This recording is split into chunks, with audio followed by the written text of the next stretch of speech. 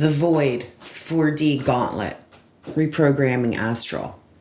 As we work our way up the wisdom and expansion ladder while healing all the lost and broken aspects of self and integrating our many shadows, we remove implants and blocks to expand into higher states of awareness. This places us in the position to heal and transform trauma energy into free energy as we expand into higher expressions of self.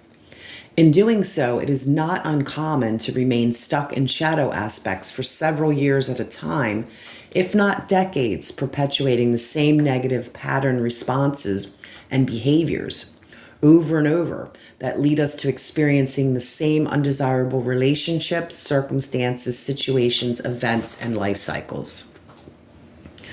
Regardless of the circumstance, the underlying root causation is always going to be polarity consciousness, mind control, fear programs, and trauma. They are synonymous and take form through mental illness, addiction, disease, and codependent relationships. It's important to understand we are bound to polarity consciousness, mind control programs due to the R complex structures in the brain's core and brainstem governing our basic survival functions, in which case the reptilian complex is responsible for our species' typical instinctual behaviors involved in aggression, dominance, territory, and ritual.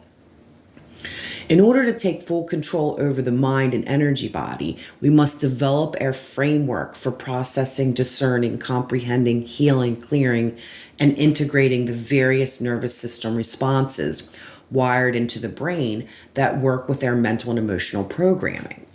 We must go through deep analysis of the brain and central nervous system to purify our perceptual processes in order to create purity of intention.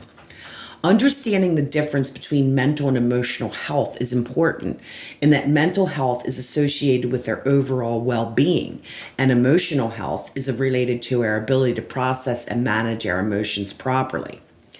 This means mental health is how we process and discern the information we receive, and mental health is how we process and discern the feelings we have towards the information we receive.